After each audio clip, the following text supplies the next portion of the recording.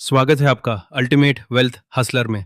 आज के डेट में जो सबसे बड़ी चिंता है वही अमेरिका, ईरान और इजराइल के बीच चल रही वॉर।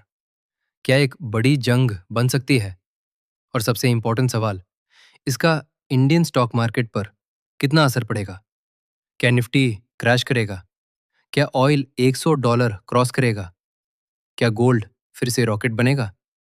आज के वीडियो में हम इमोशनल नहीं, लॉजिकल एनालिसिस करेंगे, डेटा के साथ, हिस्ट्री के साथ और क्लियर इन्वेस्टर स्ट्रैटेजी के साथ। इस वक्त टेंशन हाई है between United states, Iran and Israel. इसकी वजह है ईरान का सुपर पावर अमेरिका के सामने नहीं झुकना, उसकी हर उल्टी सीधी शर्त को नहीं मना। अमेरिका एंड इसराइल ने ईरान पे अटैक किया है। उसके जवाब में ईरान ने ऑलमोस्ट सभी अरब कंट्रीज में जहां अमेरिकन आर्मी के बेस बने हुए हैं उन पे हमला किया है। मिसाइल एक्सचेंजेस, रिटेलिएशन स्ट्राइक्स और रीजनल इंस्टेबिलिटी न्यूज में है।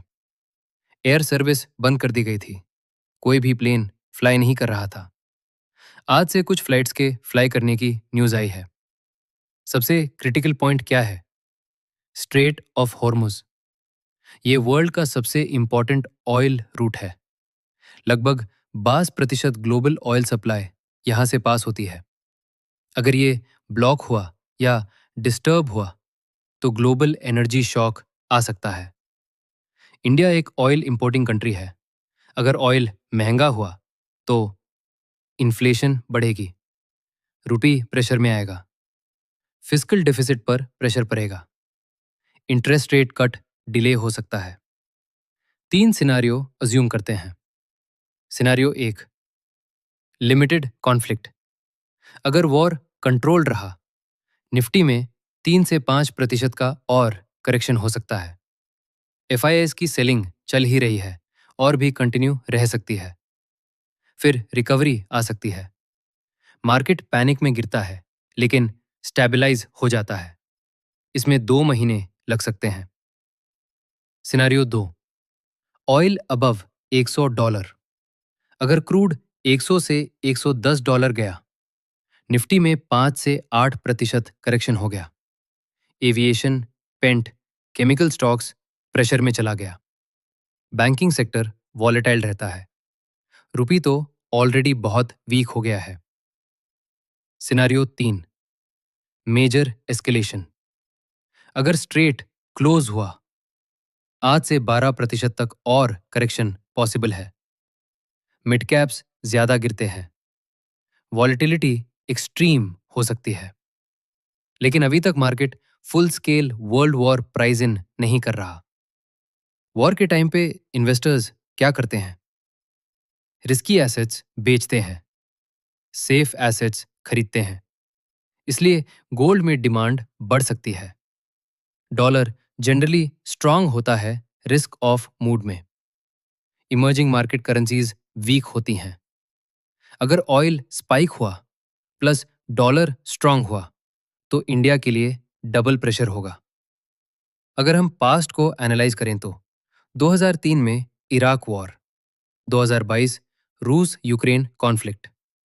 हर बार मार्केट 1, पहले गिरा दो, फिर स्टेबलाइज हुआ, 3, फिर लॉन्ग टर्म में नया हाई बनाया।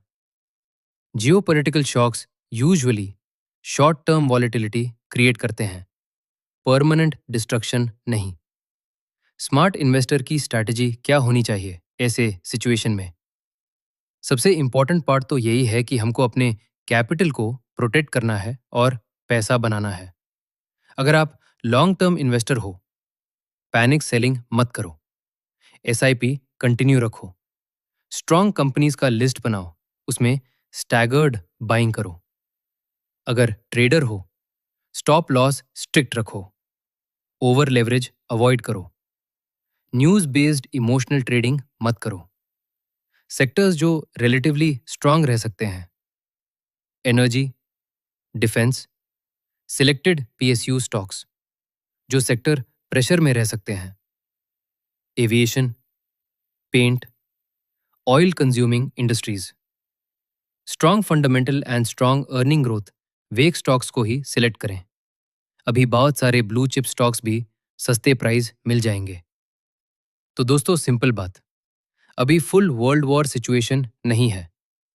शॉर्ट टर्म वॉलेटिलिटी हाई रहेगी। ऑयल सबसे बड़ा ट्रिगर है। 3 से 5% करेक्शन नॉर्मल है। 8 से 10% तब होगा जब एस्केलेशन सीवियर हो। स्मार्ट इन्वेस्टर्स फियर में अपॉर्चुनिटी देखते हैं। मार्केट गिरता है तब पैसा बनता है, लेकिन सिर्फ उनका जो पैनिक नहीं करते। मार्केट का nature by default he volatile है। अभी जियो पॉलिटिकल सिचुएशन खराब है। इसका असर इंडियन मार्केट में दिख रहा है। लॉन्ग टर्म में इंडियन मार्केट बहुत अच्छा करेगा। तो फ्रेंड्स, ये था आज का वीडियो।